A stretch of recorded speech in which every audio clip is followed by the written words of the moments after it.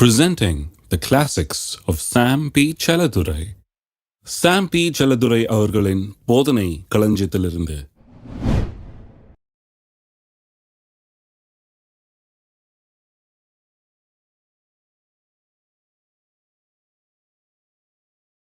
ரோமர் 5:17. அல்லாமலும் ஒருவனுடைய மீறுதலினாலே அந்த ஒருவன் மூலமாய் மரணம் ஆண்டு கொண்டிருக்க கிருபையின் பரிபூர்ணத்தையும் நீதியாகிய ஈவின் பரிபூர்ணத்தையும் பெறுகிறவர்கள் இயேசு கிறிஸ்து என்னும் ஒருவராலே ஜீவனை அடைந்து ஆளுவார்கள் என்பது அதிக நிச்சயமாமே. இயேசு கிறிஸ்துவின் மூலமாக இந்த கிருபையின் பரிபூர்ணத்தையும் நீதியாகிய ஈவின் பரிபூர்ணத்தையும் பெற்றவர்கள் ஆளுவார்கள் என்பது அதிக நிச்சயமாம். இந்த ஆளுவார்கள் என்ற வார்த்தை மறுபடியும் வருது. நான் காண்பித்தேன் உங்களுக்கு 3 வார்த்தைங்க திருப்பி வருது இந்த பேசேஜில். 12ஆம் வசனத்திலிருந்து 21ஆம் வசனம் வரைக்கும் பார்த்தீங்கன்னா ஆளுவார்கள் திரும்ப வருகிறது. திரும்ப வந்தாலே கவனிக்கணும், அதில் பெரிய ஒரு காரியம் அடங்கி இருக்கிறது. அந்த 3 வார்த்தைகள் திரும்ப வர்ற வார்த்தையில் இது ஒரு வார்த்தை ஆளுவார்கள் என்பது. அதனால இது ரொம்ப ஆழமாக கவனிக்கிறோம். நம்ம இந்த ஆளுவார்கள் என்பது எதோடு சம்பந்தப்பட்டிருக்கிறது? அதே பேசேஜில் பார்த்தீங்கன்னு சொன்னால் பாவம் ஆண்டு கொண்டது, மரணம் ஆண்டு கொண்டதுலாம் சொல்லுது. 14ஆம் வசனத்தை பாருங்க. மரணமானது ஆதாம் முதல் மோசே வரைக்கும் ஆதாமின் மீறுதலுக்கு ஒப்பாய் பாவம் செய்யாதவர்களையும் ஆண்டு கொண்டது. அப்ப மரணம் ஆண்டு கொண்டது, இப்போ நாம் ஆண்டு கொள்கிறோம். இதை கொஞ்சம் இன்னைக்கு விளக்க போகிறேன் என்று சொன்னால் நிறைய பேருக்கு இதனுடைய பின்னணி எல்லாம் சரியா புரியாமல் இருக்கலாம். அதனால சில காரியங்களை உங்களுக்கு நினைவுபடுத்த விரும்புகிறேன். மரணம் ஆண்டு கொண்டது, அதுக்கு பதிலாக இப்போ நாம் ஆண்டு கொள்ளுகிறோம். மரணம் ஆண்டு கொள்ளுகிறதுனா பிசாசே ஆண்டு கொள்வது. அதை காண்பிக்கிறேன் நான். இதெல்லாம் பார்க்கும்படியாக நாம் இன்றைக்கு இதனுடைய சரித்திரத்தை ஆராய வேணும். இந்த ஆளுகிறதுங்கிறது ஐடியா எங்கேருந்து வந்தது? இது எது புதிய ஏற்பாட்டு ஐடியாவா? புதுசாக கர்த்தர் நினச்சி பார்த்து இப்போ ஆளுகிறவர்கள் ஆக்கிடலாம் இவரில் அப்படின்னு வச்சிருக்காரா? கிடையாது. 8ஆம் சங்கீதத்துக்கு திருப்போம். சங்கீதம் 8. எங்கள் ஆண்டவராகிய கர்த்தாவே, உம்முடைய நாமம் பூமி எங்கும் எவ்வளவு மேன்மை உள்ளதாக இருக்கிறது. உம்முடைய மகத்துவத்தை வானங்களுக்கு மேலாக வைத்தீர். பயங்கனையும் பழிகாரனையும் அடக்கி போட தேவரீர் உம்முடைய சத்துருக்கள் நிமித்தம் குழந்தைகள் பாலகர் வாயினால் பலன் உண்டு பண்ணினீர். உமது விரல்களின் கிரியாகிய உம்முடைய வானங்களையும் நீர் ஸ்தாபித்த சந்திரனையும் நட்சத்திரங்களையும் நான் பார்க்கும்போது மனுஷனை நீர் நினைக்கிறதற்கும் மனுஷகுமாரனை நீர் விசாரிக்கிறதற்கும் அவன் எம்மாத்திரம் என்கிறேன். நீர் அவனை தேவதூதரிலும் சற்று சிறியவராக்கினீர், மகிமையினாலும் கனத்தினாலும் அவனை முடிசூட்டினீர். சங்கீதக்காரன் சிருஷ்டிப்பை எல்லாம் பார்த்து பரிசீலிக்கிறான். Is considering all of God's creation. எல்லாத்தையும் நோக்கி பார்க்கிறான். எல்லாம் அவனுக்கு அதிசயமாக இருக்கிறது. அதெல்லாம் பார்க்கும்போது மனுஷன் ரொம்ப பெருசா தெரியல. ஆனால் கடைசியில் பார்த்தா மனுஷனுக்கு தான் கனத்தையும் மகிமையும் அவனுக்கு கொடுத்து அவனை முடிசூட்டி இருக்கிறாராம். கனத்தினாலும் மகிமையினாலும் அவனை முடிசூட்டி இருப்பதை காண்கிறான்.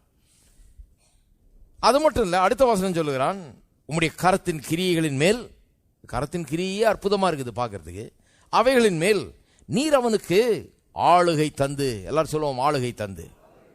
ஆளுகை என்ற ஐடியா எங்க ஆரம்பிக்குது? புதிய ஏற்பாட்டில் ஆரம்பிக்கல, ரோமரில் ஆரம்பிக்கிறேன். நாம் ஆள வேண்டும் என்கிற ஐடியா கர்த்தர் மனுஷனை உண்டாக்கும் போதே நான் சொல்லுகிறேன் ஆளும்படியாக உண்டாக்கி இருக்கிறார், ஆளுகைக்காகவே உண்டாகி இருக்கிறார்.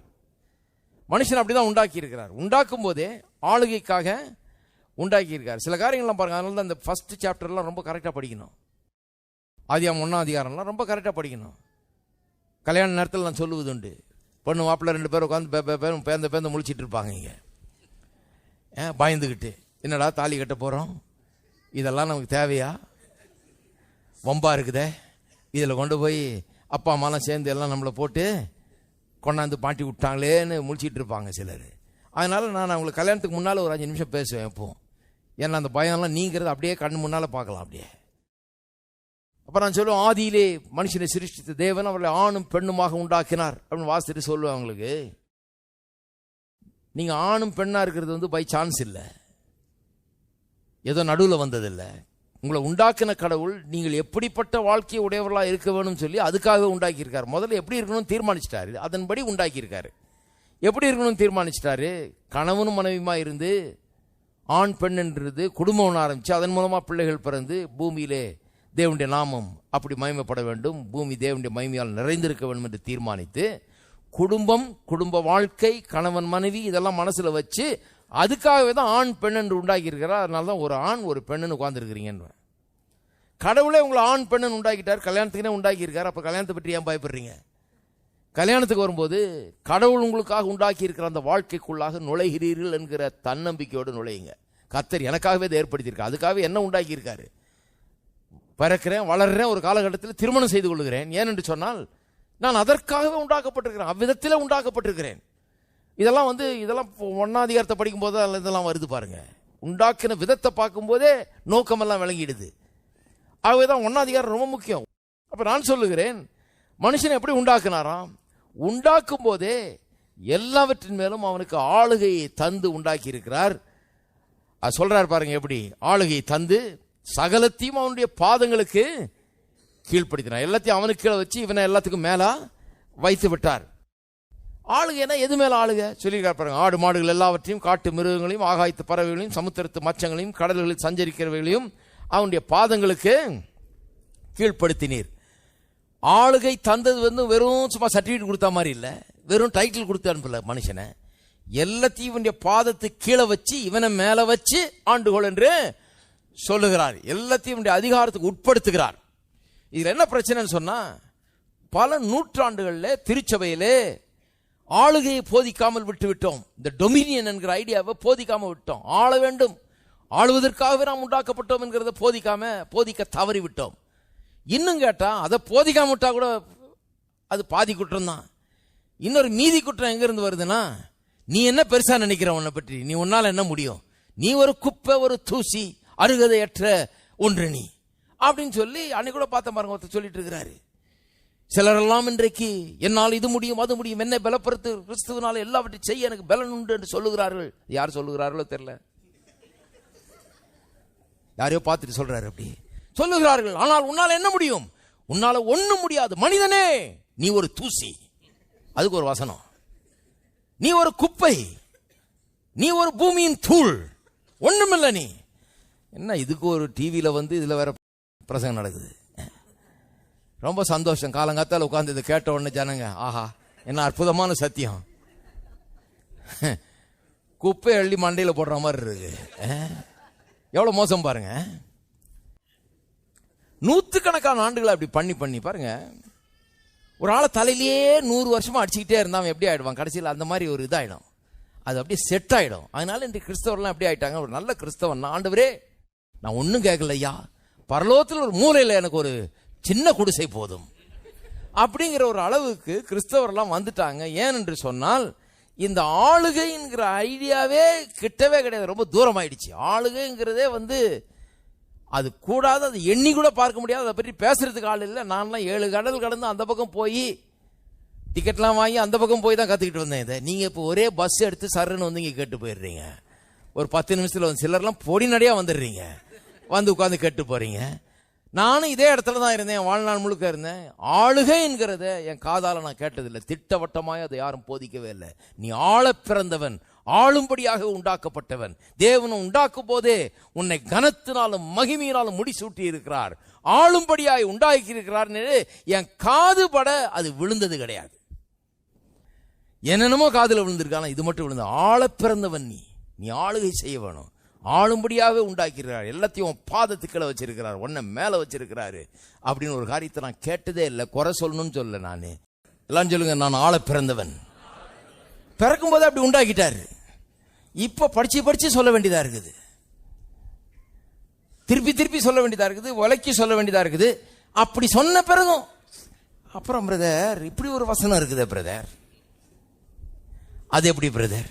நாமெல்லாம் வெறும் மனுஷர் தானே பிரதர், நீங்க என்ன ஆள பிறந்தவர், நாமெல்லாம் ராஜாலாம் சொல்லி இருக்குது, எங்க சொல்லி இருக்குது பிரதர்? இது எப்படி பிரதர், அது எப்படி பிரதர்? அப்ப அந்த பரிசுத்தவான்லாம் எப்படி பிரதர்? இது மாதிரி தான் கேள்வி கேட்டுட்டு இருக்கிறாங்க. ஏன்னா அது நூற்றுக்கணக்கான வருஷமா சொல்லி இருக்கிறாங்க, இது இப்பதான் ஆரம்பிச்சிருக்கிறோம். அதனால இது ஏறுறதுக்கு கொஞ்சம் கஷ்டமா இருக்குது. ஆனால் நான் ஆணி அடிச்சுக்கிட்டே இருப்பேன். அடிச்சுக்கிட்டே இருந்தா இந்த வார்த்தை சம்மட்டியை போல வேலை செய்கிறதுன்னு தெரியும் எனக்கு. அந்த தவறான கருத்துக்கள், தவறான எண்ணங்கள், குப்பை தூசி ஒன்றும் இல்லை அப்படிங்கிற எண்ணங்கள் ஒரு பெரிய செவுறு மாதிரி எழும்பிடுச்சு, கோட்டை செவுறு மாதிரி. ஆனால் நான் சொல்றேன், தேவனுடைய வார்த்தை சம்மட்டியை போல் இருக்கிறது. ஞாயிற்றுக்கிழமை தோறும் அடிக்கிறேன், ஒவ்வொரு நாளும் எங்க போனாலும் அடிச்சுக்கிட்டே இருக்கிறேன். கூடிய சீக்கிரம் அந்த செவுறு கம்ப்ளீட்டா விழுந்துரும். இப்ப நிறைய இடத்துல விழுந்திருக்குது, நிறைய இடத்துல விழுந்துருச்சு, கிராக் விட்டுருச்சு நிறைய இடத்துல. முன்ன ரொம்ப ஸ்ட்ராங்கா இருந்தது, இப்ப அதெல்லாம் ஆட்டம் கண்டுருச்சு, அங்கங்க பேத்துக்கிட்டு விழுந்து கிடக்குது. சுத்தமா தரமட்டமாக்கி எரிகோவின் மதில் சுவரை போல தரமட்டமாகிற வரைக்கும் விடுறதில்ல. அந்த எண்ணங்கள் நீங்க வேண்டும். நீங்கள் ஆள பிறந்தவர்கள் என்பதை உங்களுக்கு சொல்லிக் கொள்கிறேன். எல்லாம் சொல்லுங்க, நான் ஆள பிறந்தவன். சரி, இப்ப பாருங்க 115 சங்கீதத்துக்கு திருப்புங்க. கடகடன் சில காரியங்களை பேக்ரவுண்ட் கொடுக்குறேன். ஏன்னா இதுல தரவா இல்லைன்னா பிரச்சனை. லேசில் இதை நம்ப மாட்டாங்க ஜனங்க, அதனால தான் நானும் லேசில் விடுறது இல்லை. 115 சங்கீதம் 12ஆம் வசனத்திலிருந்து வாசிக்கிறோம் பாருங்க. கர்த்தர் நம்மை நினைத்திருக்கிறார். என்ன அருமையான வார்த்தைகள் பாருங்க. பைபிளை வாசிக்கும் போது ஓடிடக்கூடாது. கர்த்தர் நம்மை நினைத்திருக்கிறார். ஆங்கிலத்தில் ரொம்ப நல்லா சொல்லிருக்கிறது, the Lord is mindful of us. அதாவது சொல்ல போனா மைண்ட் ஃபுல்லா அவருக்கு நம்ம தான் இருக்கிறோமா. அவருடைய மைண்ட்ல நிரம்பி இருக்கிறது என்ன? நம்மை குறித்த எண்ணங்கள். உன்னை குறித்து நான் வைத்திருக்கிற எண்ணங்களை நான் அறிவேன், தீமைக்கு ஏதுவானவைகள் அல்ல, அவைகள் நன்மைக்கு ஏதுவானவைகள் என்று தேவனாகிய கர்த்தர் சொல்லுகிறார். எரேமியா 29:11 சொல்லுகிறது. தேவன் எண்ணிட்டு இருக்கிறார் பாருங்க, எண்ணங்களை உள்ள வைத்திருக்கிறார். உங்களை குறித்த எண்ணங்கள் தீமை செய்யறதுக்காக அல்ல, உங்களுக்கு எப்படி நன்மை செய்யலாம் என்று நினைச்சுக்கிட்டே இருக்கிறார் அவரு. உங்க நினைப்பு எப்படி இருக்குது? உங்க நினைப்பு அவரை பற்றியே இருக்க வேண்டும். தேவன் நம்மை நினைத்திருக்கிறார். அவர் ஆசீர்வதிப்பார். இஸ்ரவேல் குடும்பத்தாரை ஆசீர்வதிப்பார். அவர் ஆரோன் குடும்பத்தாரை ஆசீர்வதிப்பார். கர்த்தருக்கு பயப்படுகிற பெரியோரையும் சிறியோரையும் ஆசீர்வதிப்பார். கர்த்தர் உங்களையும் உங்கள் பிள்ளைகளையும் வர்த்திக்க பண்ணுவார். நீங்க உங்க பிள்ளைகளை பற்றி யோசிக்கிறதுக்கு முன்னால அவர் யோசிச்சுட்டாரு அவங்க எப்படி இருப்பாங்கன்னு. அவர்களை வர்த்திக்க பண்ணுவார். இதெல்லாம் உங்க வார்த்தைகளை உங்க வீட்டில் சொல்லணும். என் பிள்ளைகளை வர்த்திக்க பண்ணுவார், என் பிள்ளைகளுடைய பிள்ளைகளையும் வர்த்திக்க பண்ணுவார். கர்த்தர் எப்பவும் உங்க வரைக்கும் பேசுறது இல்ல. சில ஆளுங்க தங்க வரைக்கும் பேசிக்கிறாங்க. ஏதோ நமக்கு சாப்பிட்டோமா இருந்தோமா போனோமா பிரதர் போதும். இந்த பயலுக்கு என்ன பண்ணுவான்னு நாளைக்கு என்ன தெரியும் நமக்கு? அவன் வழியை பார்க்கட்டும், நான் வரைக்கும் இருந்தேன்னா அப்படிதான் பேசுறாங்க நிறைய பேர் பாருங்க. ஆனா கர்த்தர் சொல்றாரு, இல்ல இல்ல இல்ல, ஆபிரகாமே இந்த ஆசீர்வாதம் உனக்கு, ஈசாக்கு, யாக்கோபு, யோசேப்புன்னு அப்படியே தொடருன்றாரு. எல்லா மனுஷருக்கும் இந்த ஆசீர்வாதம் கிடைக்கிற வரைக்கும் விட போறது இல்ல. இயேசு கிறிஸ்துவின் மூலமாக ஒவ்வொரு குடும்பமும் ஆசீர்வதிக்கப்படும். அப்ப பாருங்க, கர்த்தர் வர்த்திக்க பண்ணுவார். வானத்தையும் பூமியும் படைத்த கர்த்தராலே நீங்கள் ஆசீர்வதிக்கப்பட்டவர்கள். ஆசீர்வதியும் கண்ணீர் விட்டுட்டு இருக்காதீங்க. ஆசீர்வதிக்கப்பட்டவர்கள் என்பதை நம்புங்கள். எல்லாம் சொல்லுங்க, நான் ஆசீர்வதிக்கப்பட்டவன். சரி, அடுத்த வசனம் கவனிங்க. வானங்கள் கர்த்தருடையவைகள், பூமியோ மனுபுத்திரருக்கு கொடுத்தார். அதாவது எல்லாத்தையும் உண்டாக்குனார், எல்லாத்துக்கு மேலேயும் மனுஷன் அதிகாரியா வச்சாரு. குறிப்பா இந்த பூமி மண்டலத்தை அவர் என்ன பண்றாரு, ஒரு ஸ்டேட்டை ஒருத்தர் கொடுக்குற மாதிரி இந்த ராஜாதி ராஜா என்ன பண்ணாரு, நம்மளை கூப்பிட்டீங்க, வா ராஜாவே, இந்த பூமியை நீ டேக் ஓவர் பண்ணிக்க. எல்லாத்தையும் மேல நீ தான் அதிகாரி, இருந்தாலும் இந்த பூமி மேல இந்த அட்மினிஸ்ட்ரேஷன் வேலை நீ கவனி. இங்க என்ன நடக்குது, போது வருது எல்லாம் உன்னுடைய பொறுப்பு என்று சொல்லி பூமி மண்டலத்தை மனிதனுடைய கையிலே ஒப்பு கொடுத்தார் என்று வேதவாசம் சொல்லுது. கர்த்தர் கிளீனா கொடுத்தார். சரி, ஆதியாகமம் 1ஆம் அதிகாரத்துக்கு போவோம். 1:26. பின்பு தேவன் நமது சாயலாகும் நமது ரூபத்தின்படியும் மனுஷனை உண்டாக்குவோமாக. எல்லாம் தெரிஞ்ச வசனம், ரொம்ப கவனமா இருக்கணும். ஏன்னா அங்கதான் எனக்கு தெரியும் இருக்கும், ஆனா தெரியாது.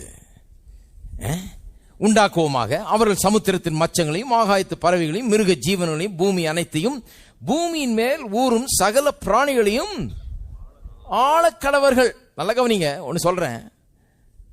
நமது சாயலின்படி நமது ரூபத்தின்படி உண்டாக்குவோமாக சொன்ன பிறகு மனுஷனை கொடுத்து கர்த்தர் வாயை திறந்து சொன்ன முதல் காரியம் என்ன, ஆழக்கடவர்கள். வேற எதையா சொல்லிருக்கலாமா அவரு?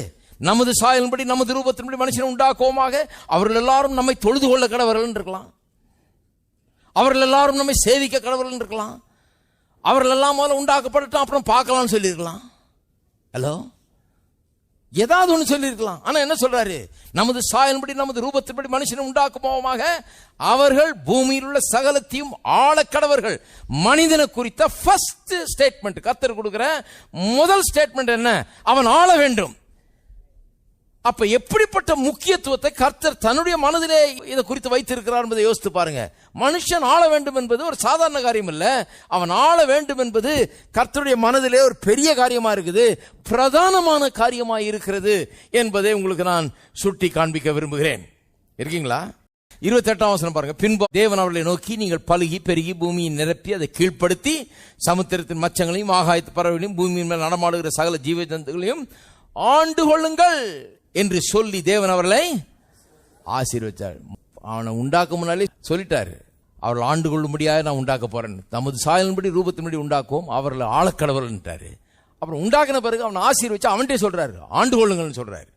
எல்லாத்தையும் கீழ்ப்படுத்தி ஆண்டு கொள்ளுங்கள் என்று சொல்லுகிறார். ஆம்பிளிஃபைட் வெர்ஷன்ல 26ஆம் வசனத்தில் இப்படி சொல்லியிருக்கு பாருங்க.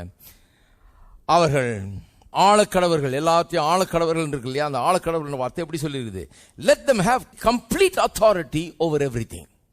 எல்லாவற்றின் மேலும் பூரணமான அதிகாரமுடையவர்களாக அவர்கள் இருக்க கடவர்கள் என்கிற அர்த்தத்தில் தான் சொல்லியிருக்குது. அப்ப நான் சொல்லுகிறேன், ஆதாரத்துக்கு மேல ஆதாரம் காமிக்கிறேன். 8ஆம் சங்கீதத்தில் காண்பித்தேன், இப்போ ஆதியாகமம் 1ஆம் அதிகாரத்தில் காண்பித்தேன். கர்த்தர் மனுஷனை உண்டாக்குறதுக்கு முன்னாலே இந்த ஆளுகையை மனசுல வச்சு தான் உண்டாக்குறாரு. ஆளுகைக்காகவே அவனை உண்டாக்குறாரு. அவனை உண்டாக்கும்னு சொன்ன உடனே முதல்ல அவனை பற்றி சொன்னதே அவன் ஆழக்கடவர்னு தான் சொல்றாரு. அவன் உண்டான உடனே முதல்ல அவனுக்கு சொல்றது என்ன? ஆண்டு கொள்ளுங்கள் என்று சொன்னதுதான் முதல்ல அவர் கர்த்தர் கொடுத்த கட்டளை அவனுக்கு. இருக்கீங்களா? சரி, இப்ப 2ஆம் அதிகாரத்துக்கு போவோம். 1, 2, 3 அதிகாரம்லாம் ரொம்ப அற்புதமான அதிகாரங்கள். இந்த 1, 2 எல்லாம் பாத்தீங்கன்னா கர்த்தர் எல்லாத்தையும் உண்டாக்கும் போது எல்லாத்தையும் நல்லது நல்லதுன்றாரு இல்லையா? நல்லது நல்லது என்று கண்டார். நீங்க என்ன போச்சு, சிலதெல்லாம் அவர் உண்டாக்குன நல்லதெல்லாம் நம்ம கெட்டது கெட்டதுன்னு சொல்றதே பிரசங்கம் ஆகி போச்சு. இப்போ கொஞ்சம் கவனிக்க வேணும். அவர் நல்லது நல்லதுன்னு சொன்னதை நம்ம கெட்டது கெட்டதுன்னு சொல்லிட்டு வர்றோம். இதுக்கு ஒரு பெரிய பிரசங்கம் சுத்தி வளைச்சு, அது எதனால கெட்டதாக்கும், இப்படியா கெட்டதாகும், அது இப்படி கெடுக்குதாக்கும், அது அப்படி கெடுக்குதாக்கும், அதனால கெட்டதாக்கும், இப்படியே சொல்லிட்டு கிடக்கிறோம். ஆனா கர்த்தர் நல்லதுன்னு சொன்னார். இங்க நல்லது நல்லது நல்லதுன்னு சொல்லப்பட்டிருக்கலாம், மார்க் பண்ணுங்க, நல்லா ஆயிடுவீங்க. ஹலோ, எதெல்லாம் நல்லதுன்னு பாருங்க, அப்புறம் சொல்லுங்க கர்த்தர் எதெல்லாம் நல்லதுன்னாரோ அதெல்லாம் நானும் நல்லதுன்னு சொல்ல போறேன்னு தீர்மானம் எடுங்க. அதை ஒருபோதும் கெட்டதுன்னு சொல்ல மாட்டேன், எவர் சொன்னாலும் நம்ப மாட்டேன்னு தீர்மானம் எடுங்க. உதாரணத்துக்கு பாருங்க, 11ஆம் வசனம் பாருங்க. முதலாம் ஆற்றுக்கு பைசோன் என்று பேர், அது ஆவிலா தேசம் முழுவதும் சுற்றி ஓடும். அவ்விடத்திலே பொன் விளையும். பொண்ணு கிடைக்கிற இடம் தெரியும் உங்களுக்கு, டி நகர். பொண்ணு விளையிற இடம் தெரியுமா? அவ்விடத்திலே பொன் விளையும். கேள்விப்பட்டீங்களா? இப்படி ஒரு இடம் இருக்கு, பொன் விளையிற இடம். கர்த்தர் உண்டாக்கின இந்த பூமிக்குள்ளே பொன் விளைகிறதாம். அந்த தேசத்தின் பொன், பயப்படாம சொல்லுங்க, அந்த தேசத்தின் பொன் நல்லது. ஒரு நல்ல சான்ஸை கர்த்தர் விட்டார் பாருங்க. இங்க சொல்லி இருக்கலாம், அந்த தேசத்தில் பொன் விளையும், தப்பி தவறி அதுக்கு பக்கத்தில் போய் தொற்றாது அதை, ஏன்னா அது கெட்டது, அதெல்லாம் உனக்கு வேண்டாம். அந்த பொண்ணு வெள்ளியெல்லாம் உனக்கு வேண்டாம், அதை மட்டும் போய் எல்லாத்தையும் அனுபவிச்சுக்க. இதை அவர் சொன்னார், எல்லா மரத்தின் கனியும் புசிப்பாய், ஆனா இந்த நன்மை தீமை அறியத்தக்க விருட்சத்தின் கனியை மட்டும் புசியாமல் இருக்கணும். அதை புசிக்கிற நாள்ல சாகவே சாவான்னு ஒரு காரியத்தை குறித்து குறிப்பா சொல்லிட்டாரு. இதை புசிக்காதன்னு சொல்லி, இதை புசிக்காதன்னு சொன்னவரு இந்த பொன்னையும் தொடாத, இது கெட்டதுன்னு சொல்லி இருக்கலாமே. ஹலோ, நிறைய பேர் லேசா லைட் போட்ட மாதிரி இருக்கு. சொல்றாரு நல்லது, அந்த பொன் நல்லது. அப்ப பாருங்க, அதை போய் கெட்டது கெட்டதுன்னு கூடாது, மனசெல்லாம் மாத்தணும். கொஞ்சம் பாவம் வந்த பிறகு என்ன ஆயிடுச்சு, மனுஷன் கொஞ்சம் மாறி போயிட்டான். அதனால நல்லது கூட கெட்டதுக்காக உபயோகப்படுத்த ஆரம்பிச்சிட்டான். மனுஷங்கிட்ட தான் பிரச்சனை ஒழிய அதுகிட்ட ஒன்றும் பிரச்சனை இல்லை. ஹலோ, கார் நல்லது, வீடு நல்லது, காசு நல்லது, பணம் நல்லது, நிலம் நல்லது. ஹலோ, இருக்கிறீங்களா? ஆடு மாடுகள் நல்லது, எல்லாம் நல்லது, உங்கள்கிட்ட இருக்கிற எல்லாம் நல்லது. ஆனா பிரச்சனை எங்க இருக்குது? இதெல்லாம் வச்சுக்கிட்டு இருக்கிற இந்த மனுஷனுக்குள்ளதான் பிரச்சனை இருக்குது. அது வேற பிரச்சனை. அதனால இதெல்லாம் கெட்டதுன்னு சொல்லக்கூடாது. பிரச்சனை மனுஷனுக்குள்ள இருக்குது. இவன் பாவியா இருக்கிறதுனால இதெல்லாம் கெட்ட காரியங்களுக்கு உபயோகப்படுத்துறான். பாருங்க, பொன் நல்லது அப்படின்னு சொல்லி இருக்குது. சொல்லிட்டு வந்துட்டு கடைசியில் 19ஆம் வசனத்தில் பாருங்க எப்படி சொல்லிருக்கு. தேவனாகிய கர்த்தர் வெளியின் சகலவித மிருகங்களையும் ஆகாயத்தின் சகலவித பறவைகளையும் மண்ணினாலே உருவாக்கி ஆதாம் அவைகளுக்கு என்ன பேரிடுவான் என்று பார்க்கும்படி அவைகளை அவனிடத்தில் கொண்டு வந்தார். அந்தந்த ஜீவஜந்துக்கு ஆதாம் எந்த பேரிட்டானோ அதுவே அதற்கு பேராயிற்று. நல்ல கவனிங்க, என்னத்தை பற்றி பேசிட்டு இருக்கோம். இப்போ கர்த்தர் ஆளும்படியாகவே மனுஷனை உண்டாக்குனாரு. உண்டாக்கும் போதே அப்படி உண்டாக்கிட்டு அப்புறம் அவனை உண்டாக்குன பிறகு ஆளுகை அவனுக்கு தந்தாருன்னு சொல்றான். அதை இன்னும் நிரூபிக்கிறதுக்காக தான் இந்த வசனத்தை வாசித்தேன். என்ன பண்ணாரோ எல்லாத்தையும் உண்டாக்கிட்டு, சகல ஜீவ ஜந்துகளையும் உண்டாக்கிட்டு, மிருகங்களையும் ஆகாயத்து பறவைகளையும் சகல ஜீவ ஜந்துகளையும் உண்டாக்கி மண்ணினால ஆதாம் அவளுக்கு என்னென்ன பேரிடுவான்னு சொல்லி பார்க்கும்படியாக அவனிடத்திலே கொண்டு வருகிறார். இந்த பேரிடுற விவகாரம் ரொம்ப முக்கியம் பாருங்க. ஏன்னா யாரு ஓனரோ அவங்க தான் பேரிடுவாங்க. உங்களுக்கு குழந்தை பிறந்ததுன்னா யார் பேரிடுறது? நீங்க தான் பேரிடணும். நான் நேரம் உங்க வீட்டுக்கு வந்து குழந்தை பிறந்தோன்னே இதுக்கு லூக்குன்னு பேர் வைங்க அப்படின்னா நீங்க சொல்லுங்க, லூக் நீங்க யாரு?